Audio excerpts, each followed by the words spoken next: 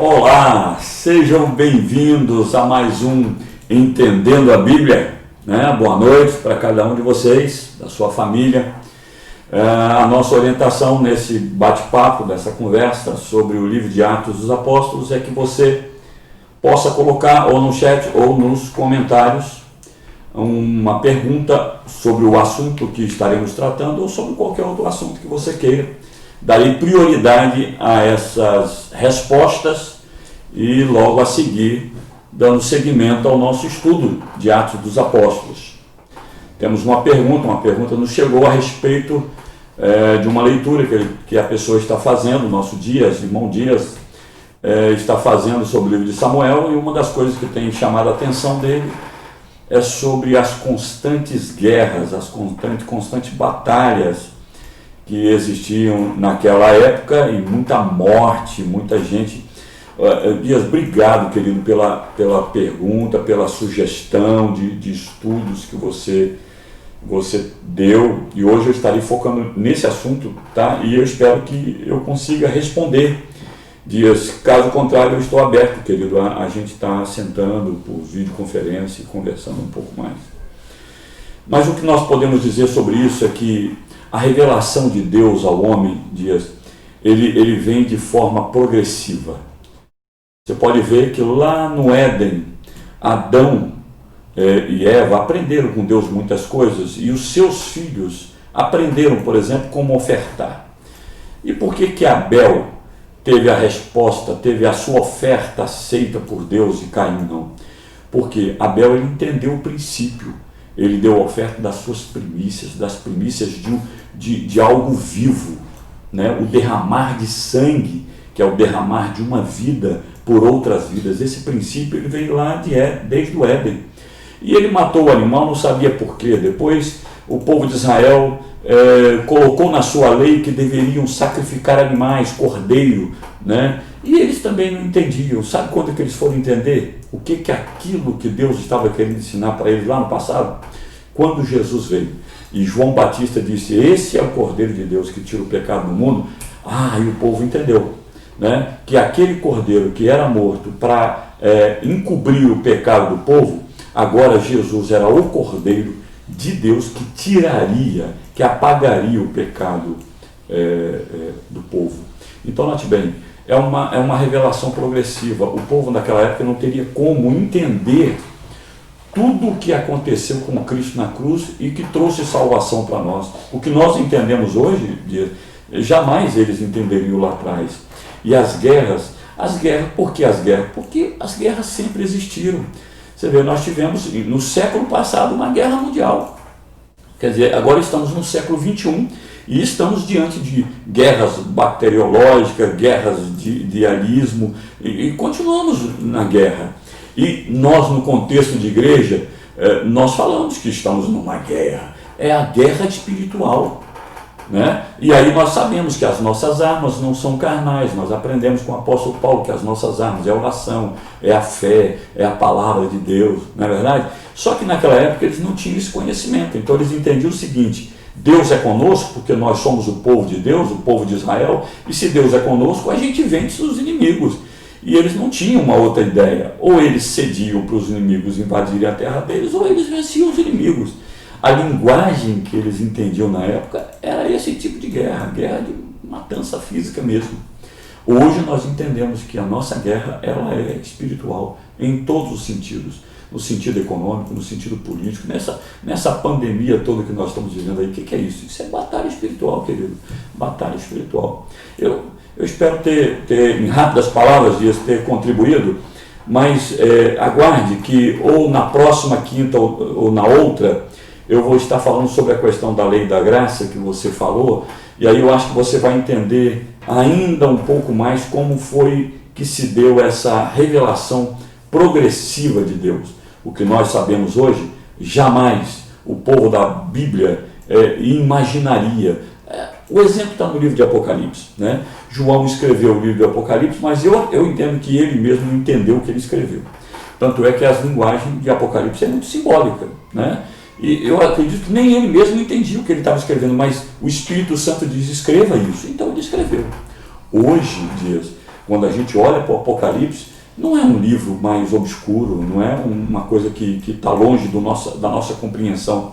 A gente, quando olha para o mundo hoje, a gente vê que tudo está armado para a vinda de Jesus, para a manifestação do anticristo, e a única coisa que a impede o espírito do anticristo se manifestar é porque a igreja ainda está presente nesse lugar. E o Espírito Santo é que mantém essa igreja aqui, entendeu? Mas o Apocalipse não é mais obscuro, revelação progressiva.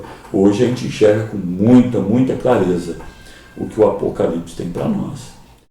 Tá bom, querido? Fique atento nos próximos, que aí eu respondo as outras questões que você colocou, e isso talvez vai clareando um pouco mais.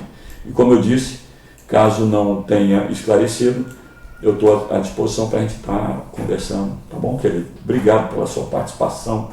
Amo você, sua esposa, tá bom? Vocês moram aqui. Vamos lá.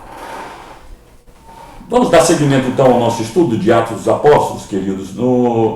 Na aula passada, a aula de número 9, nós ainda estamos falando do capítulo 4, quando aconteceu aquele milagre, né, da cura do paralítico que havia 40 anos de nascença, né, sempre foi paralítico, e agora um milagre extraordinário aconteceu dentro do templo, e uma multidão se reúne no pórtico de Salomão esperando Pedro e João, e o paralítico, ou o ex-paralítico, saindo dentro do templo para poder eles indagarem o que tinha acontecido. Pedro então prega um sermão fabuloso, e isso cria ali um burburinho, e nós vimos que os saduceus, eles prendem João e prendem Pedro, né? E levam para a prisão, e nós encerramos exatamente eles nessa situação. Acabamos no versículo de número 13. Mas uma coisa que eu quero destacar aqui é que a igreja recebe a oposição, e essa oposição transforma em energia, levando a igreja a crescer. Gente, as coisas de Deus é por aí. As coisas de Deus confundem a sabedoria dos sábios, né? Quando você percebe, quantas vezes a gente percebe no Antigo Testamento, quantas vezes Israel tinha tudo para perder uma batalha, aí Deus vinha em socorro dele. É sempre assim. Isso aconteceu com a igreja nos primeiros movimentos lá no livro de Atos, e eu tenho certeza que nos nossos dias experimentaremos de coisas assim, semelhantes. Versículo 14 diz assim: mas não havia nada que pudesse fazer, pois o homem que tinha sido curado estava ali diante deles. Gente, o sinédrio fica ali, os saduceus ficam assim, boquiaberto, porque o que nós vamos fazer contra eles? Porque estava claro, havia uma constatação inevitável por parte dos líderes de que o milagre havia acontecido. Por quê? O paralítico estava ali com eles. Ali estava a prova, ali estavam os agentes do milagre, Pedro e João, e ali estava o objeto do milagre, que foi a cura desse homem que estava ali com eles. Bom, a única coisa que eles podiam era querer entender o que estava acontecendo, e por isso que a multidão parou para ouvir Pedro. Queridos, a maior apologética do Evangelho, a maior defesa do Evangelho e para a pessoa de Jesus Cristo, é a nossa vida transformada. A maior defesa de que foi Jesus que operou o milagre naquele homem é que aquele homem estava curado. Todos o conheciam e sabiam que ele tinha 40 anos e 40 anos de paralisia. Mas ele agora estava pulando, diz o texto, ele estava saltando de alegria. Como explicar isso? Como explicar o milagre diante desses fatos? Não tem. Tem que admitir que houve realmente, de fato, um milagre. Versículo 15. Assim ordenaram que Pedro e João fossem retirados da sala do conselho e começaram a discutir entre si. Bom, agora eles tinham que fazer uma reunião particular, né? Quando eles falaram que Pedro e João saíram da sala do conselho, saíram do sinédrio, saíram do local onde eles se reuniam sempre para fazer julgamentos, onde fizeram o julgamento do próprio do próprio Cristo. Então, no grego, é a palavra sinédrio que entra aí no lugar, lá no original, no lugar de sala do conselho. O tribunal passou, então, a partir desse momento, a resolver a sua questão numa sessão fechada, apenas entre eles, para eles, as autoridades, resolverem o que fazer. Imagine como é que estava o Sinédrio.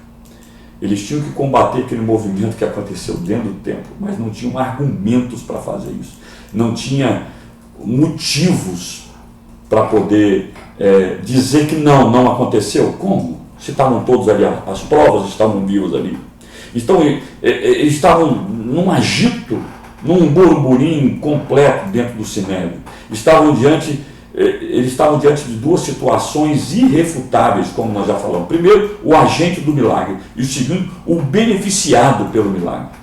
Os agentes eram reconhecidos, seguidores de Jesus. Todo mundo sabia que Pedro e João eram seguidores de Jesus. O beneficiado pela cura, todos os conheciam. Então, isso era público e notório, queridos. Contra fatos, é o que diz por aí, não há argumento. E agora eles estavam a sós para poder, com liberdade, armarem uma estratégia de tipo, e agora o que faremos? E essa foi a pergunta do versículo 16. O que faremos com esses irmãos, com esses homens? O que faremos com esses homens? Perguntavam uns aos outros. Não podemos negar que realizaram um sinal, como todos em Jerusalém sabem. Tá vendo? Todos sabiam. Mas, para evitar que espalhem sua mensagem, devemos adverti-los de que não falem nesse nome e a mais ninguém. Queridos, a decisão desesperada do Sinédrio, porque eles não sabiam o que fazer. E outra, aquilo poderia ser o início de um grande movimento. E eles tinham que estancar essa hemorragia no nascedouro. Então eles tipo, o que vamos fazer? Então a decisão foi, vamos ameaçar e vamos proibir. Então ameaçaram os pregadores e proibiram a pregação. Não preguem mais nesse nome.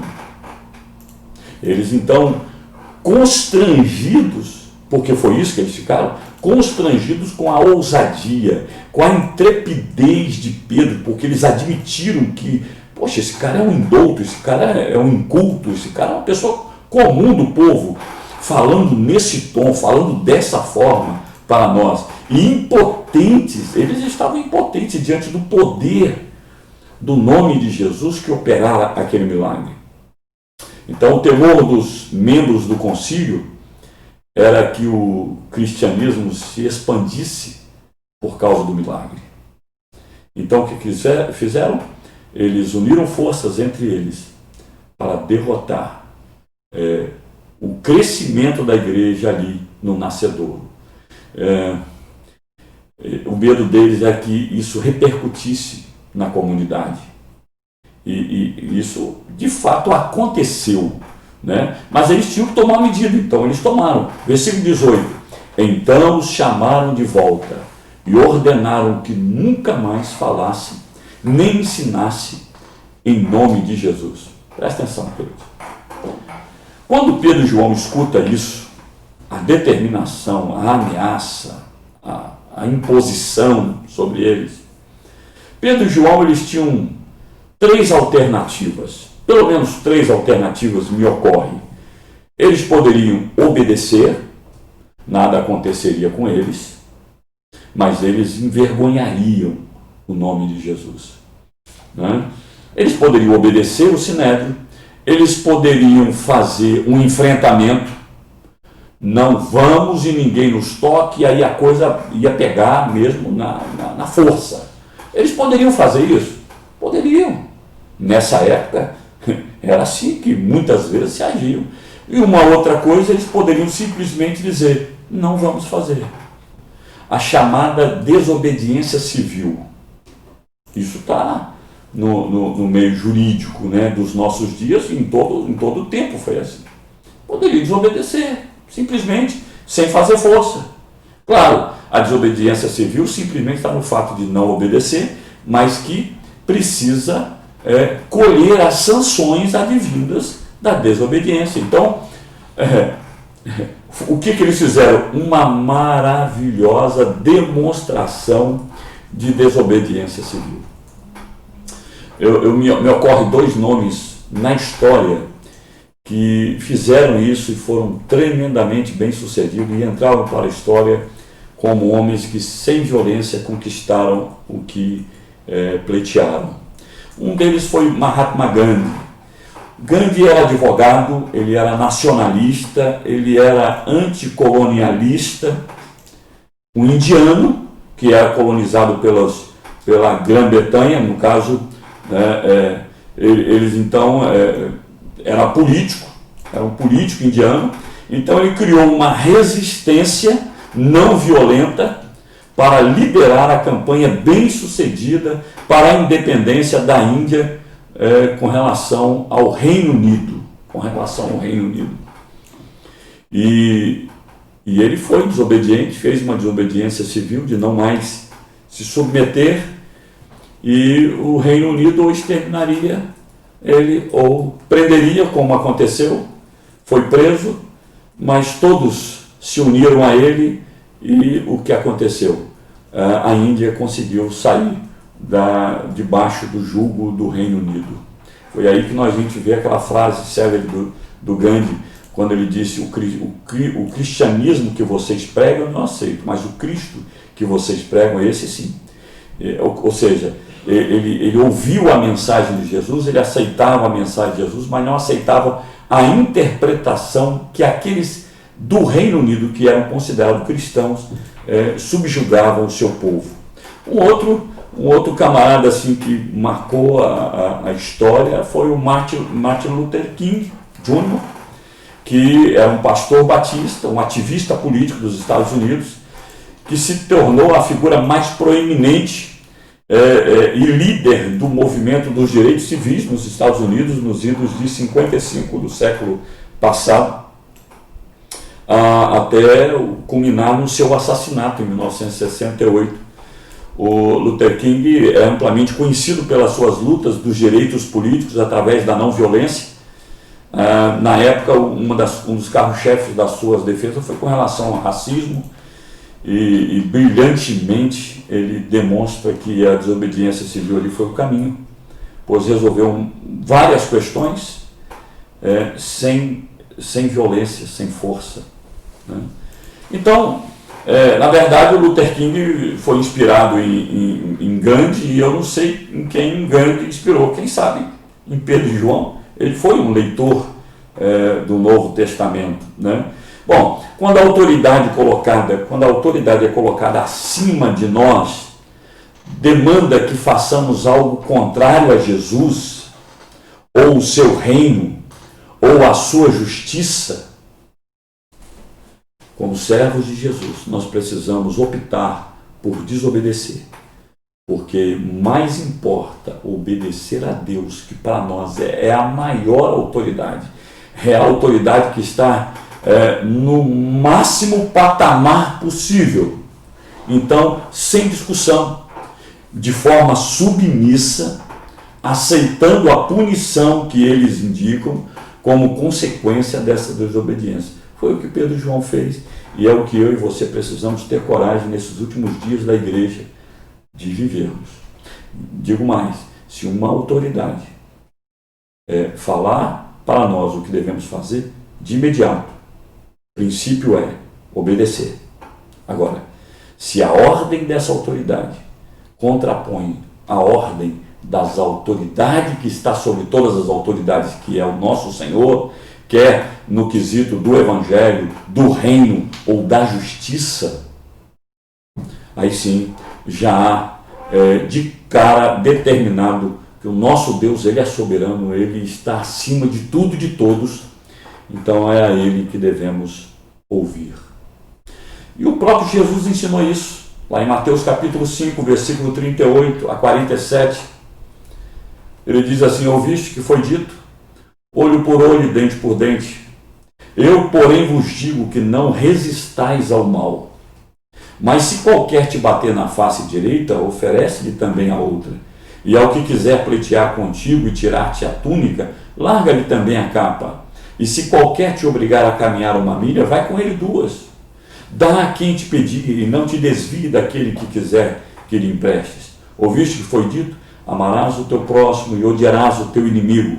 Eu, porém, vos digo, amai a vossos inimigos, bendizei os que vos maldizem, fazei bem aos que vos odeiam, e orai pelos que vos maltratam e vos perseguem, para que sejais filhos do vosso Pai que estás no céu.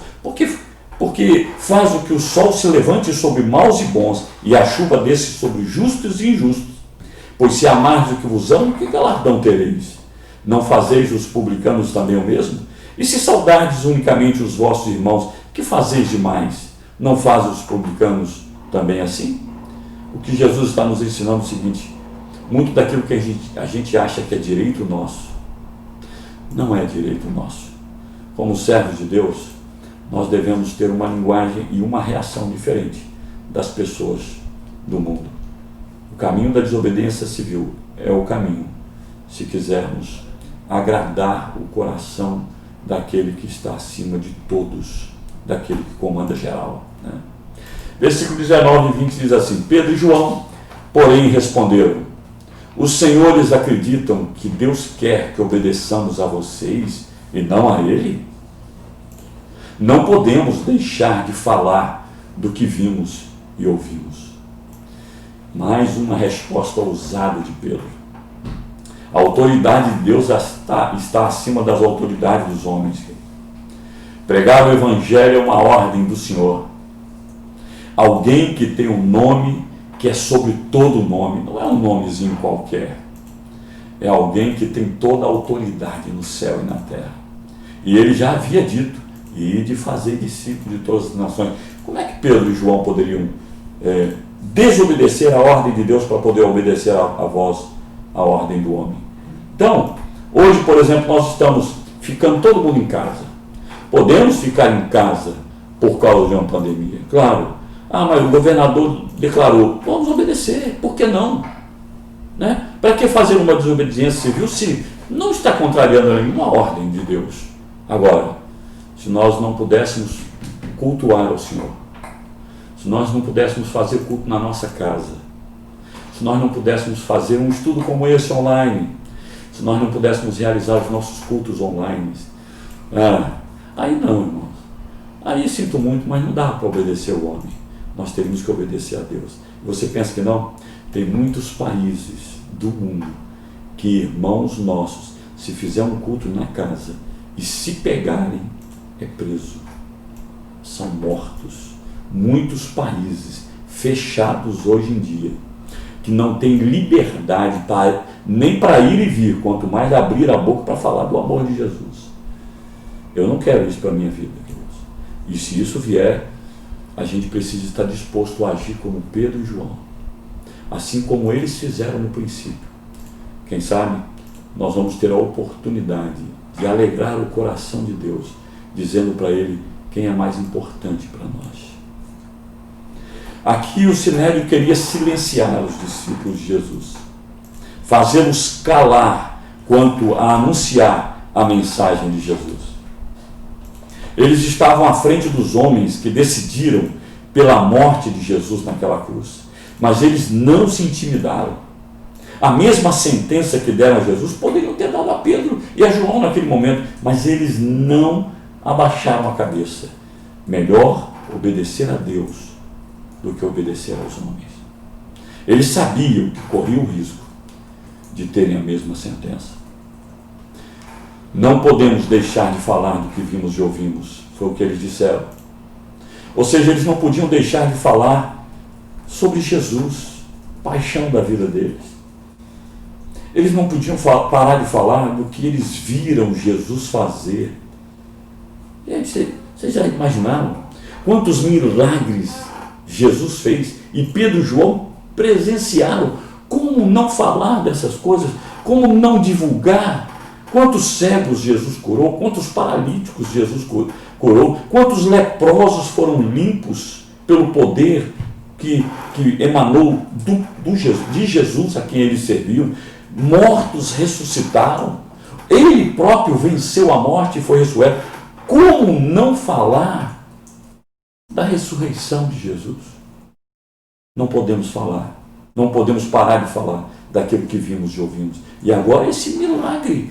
Como não falar do paralítico que 40 anos estava ali na porta formosa a mendigar e todos conheciam? Como dizer, não, ele não está curado, não, aquilo ali é momentâneo. Como não falar?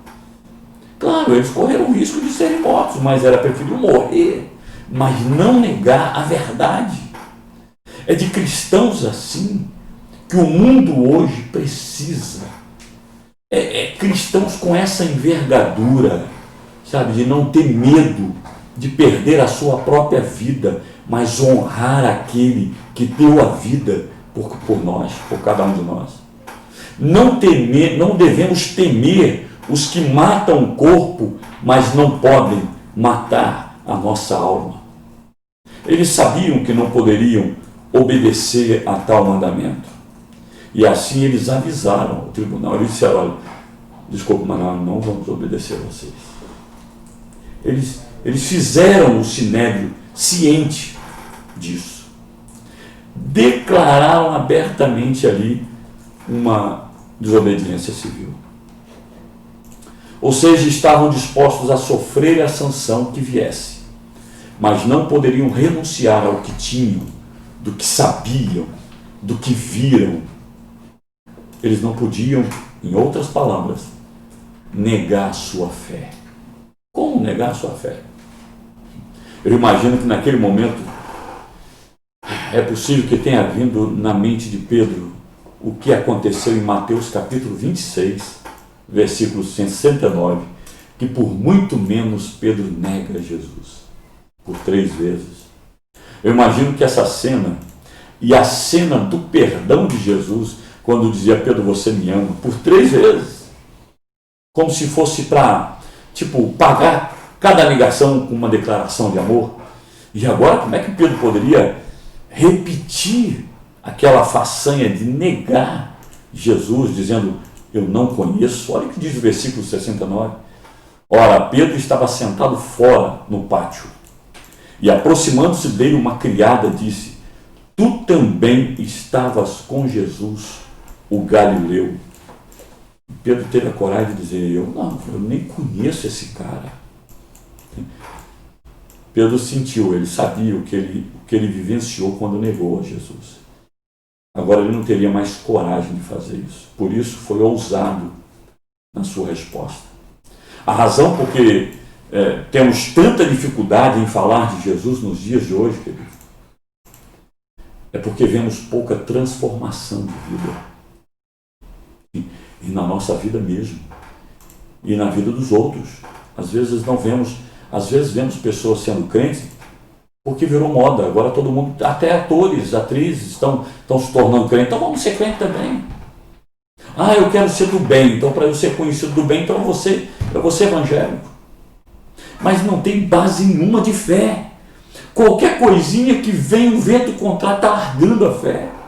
Sabe, não é nenhuma perseguição, não é um enfrentamento como esse. E se enfrentar uma coisa dessa, e aí, vai negar ou não vai? É óbvio que vai, porque se nega Jesus por um copo de cerveja, se nega Jesus por uma amizade que agrada ao mundo, uma amizade com o mundo que a Bíblia diz que se constitui inimigo de Deus por causa de prazeres da carne, estão negando o nome de Jesus? Como que na hora de autoridade dizer ou você morre ou você nega, claro que se está amando um prazer, não está amando a sua vida mais do que qualquer outra coisa. Esse tipo de cristão, Jesus tem nojo. Esse tipo de cristão deve embrulhar o estômago do mestre. Assim como aconteceu na igreja primitiva. Nós vamos ver no capítulo seguinte a história de Ananias e Safira, que mentiram e foram mortos. Sabe, Deus abomina esse tipo de comportamento. Não foi para isso que ele deu a vida por você. Ele deu a vida por você, no mínimo, para você entregar a sua para ele. Isso é evangelho. E sem arrependimento real, não existe transformação. É por isso que no sermão lá do Pentecostes, quando o pessoal diz: Pedro, e agora o que faremos, irmãos galileus? E a resposta de Pedro foi: arrependei-vos. Arrependei-vos, é a mensagem. Arrependimento significa dar minha volta. Não querer mais saber dessas coisas do mundo. Muito menos ser fraco a ponto de negar a Jesus. Versículo 21 diz assim: os membros do conselho fizeram novas ameaças. Quer dizer, eles insistiram ainda. Sei lá o que eles ameaçaram a Pedro e João. Mas por fim eles não resistiram, não tinham do que acusar, eles soltaram. E a multidão com certeza estava lá aguardando o fim desse julgamento. Prosseguindo, não sabiam como castigá-los sem provocar um tumulto. Tá vendo? O povo estava na expectativa. Ia criar um maior tumulto se desse uma sentença para esses dois homens. Afinal de contas, eles tinham feito um bem. Muita gente sofre por fazer o bem. Nos nossos dias também isso acontece. Mas Pedro e João é o da história, é o do momento que nós estamos vendo aqui. E aí o texto diz: não sabiam como castigá-los sem provocar um tumulto, visto que todos louvavam a Deus pelo ocorrido. A multidão se encantou. Você pode ver que ali cresceu o número de membros da igreja primitiva. Versículo 22. Pois o aleijado que havia sido curado milagrosamente tinha mais de 40 anos de idade. Os discípulos oram pedindo coragem. E aí termina esse versículo 22 meio que pela metade. Né? Na verdade, os discípulos oram pedindo coragem faz parte do outro versículo. Mas, como nós já falamos, essas divisões de versículo não são inspiradas. Isso aí, as pessoas idealizaram isso muitos anos depois como uma forma mais fácil da gente achar o endereço de cada texto. Mas não há inspiração nesses versículos. Prosseguindo, queridos, a verdade dos fatos estava então contra o sinédrio. Os apóstolos, mesmo iletrados, mesmo os incultos, mesmo pessoas comuns do povo, eles não recuaram diante das ameaças e aquela arrogante proibição do sinédrio, e o povo claramente, o povo estava com ele, o povo estava lá na rua, naquele momento, para defender aqueles que tinham feito bem àquele paralítico. Lucas explica, queridos, que a ação das autoridades se devia ao medo do povo, que pelo menos naqueles momentos estava sob o impacto do milagre operado naquele homem que estava coxo durante 40 anos e cuja cura, portanto, era tão mais extraordinária do que qualquer outra coisa. Havia um encantamento por parte da multidão. Versículo 23. Assim que foram libertos, Pedro e João voltaram ao lugar onde estavam os outros irmãos e lhes contaram o que os principais sacerdotes e líderes tinham dito. Bom, então quando eles conseguiram desvencilhar da multidão e dos sacerdotes, eles foram para junto dos seus irmãos. Voltaram certamente para os seus amigos. E possivelmente voltaram para a mesma casa, a casa que eles estavam reunidos no dia de Pentecostes, que naquele dia coube lá umas 120 pessoas. Mas, pastor, a Bíblia fala que já eram 5.000 membros a igreja primitiva. Queridos, não vamos esquecer que naquela época o povo trabalhou com grupos pequenos. Eles conseguiam se reunir de casa em casa. E aqui estava o grupo, talvez, que Pedro e João fizessem parte, a célula deles, entendeu? A célula deles. Então eles foram para a célula deles. E o que a célula estava fazendo naquele exato momento? Orando por Pedro e João. Olha que fantástico. Estavam orando. Então eles chegaram lá à procura dos seus amigos, né? Provavelmente, volto a dizer, nesse lugar, no pavimento superior daquela casa, em que os apóstolos tinham se reunido, lá no capítulo 1, onde a congregação talvez continuasse a existir naquela casa, como em tantas outras casas que estavam em Jerusalém. E eu estou dizendo isso com base no capítulo 12, que nós vamos ver mais na frente. 12, versículo 12 também fala desse mesmo local onde eles haviam se reunido. Então, a igreja, queridos, é o recurso de Deus, o recurso que Deus providenciou para nos encorajar. Pedro e João devem ter saído daquela reunião do tribunal, primeiro encantado pela graça, pela força que Deus deu a eles. Mas eles imediatamente correram para junto dos seus irmãos, dos seus amigos, para quê? Para serem encorajados a continuar. Talvez até para saber se acha que nós erramos, será que nós acertamos? Sei lá, para ter uma conversa assim. Porque, queridos, cristianismo ele é essencialmente relacionamento. Não há como sermos cristãos sem termos amigos, sem termos amizade, sem termos uma visão de família. Por isso que chamamos um ao outro de irmão. Irmão não é título, irmão é posição. Eu sou irmão do outro, mas irmão de fato. Isso é que Pedro e João já estava pregando com a sua própria vida. Logo, é impossível ser cristão sem igreja.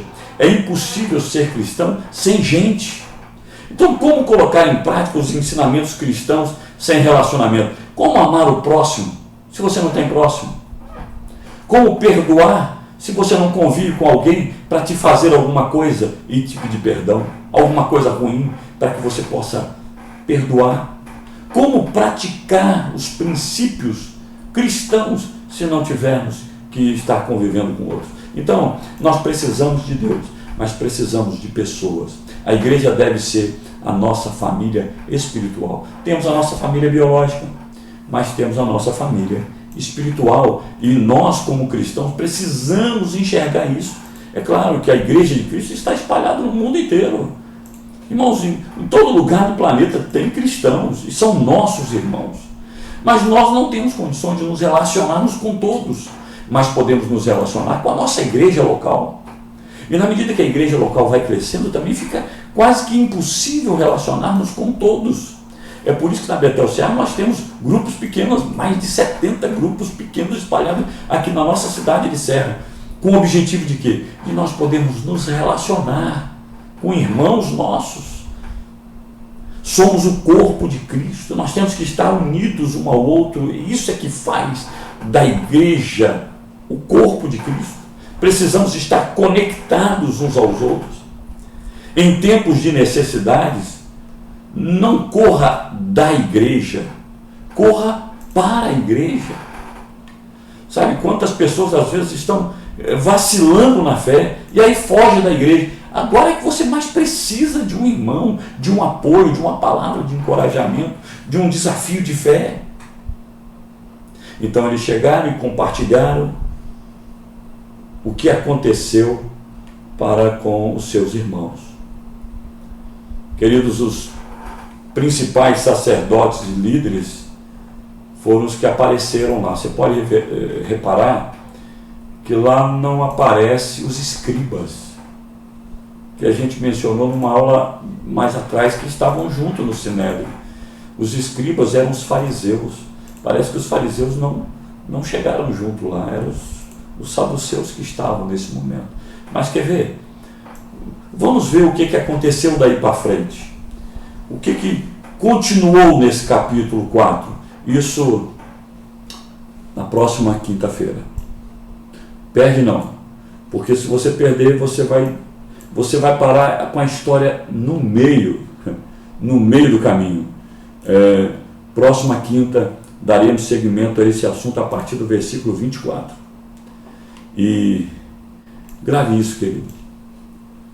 Deus deu a Jesus para morrer no meu e no seu lugar. E a gente já entendeu isso.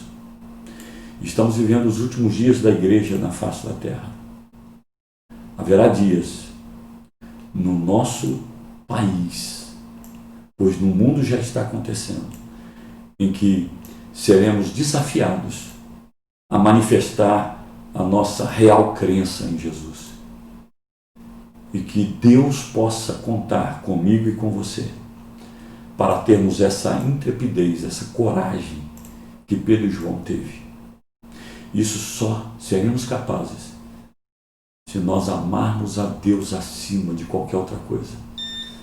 Se nós formos um apaixonado por Jesus, acima, inclusive, da nossa própria vida. Só cheios do Espírito Santo conseguiremos isso, querido. Vamos buscar cada vez mais ser cheio diariamente do Espírito Santo. E ao invés de sermos um Pedro do passado que envergonha o nome do Senhor, sejamos como esse Pedro de agora, consciente de que jamais deve rejeitar ou negar o nome daquele que morreu por nós e nos deu a vida eterna. Querido, um grande abraço, beijo no seu coração. Permaneça firme cada dia mais e busque diariamente o Senhor. Deus abençoe a você, sua família, uma boa noite, descanso e até a próxima quinta, se Deus quiser. Grande abraço. Tchau, tchau. Valeu.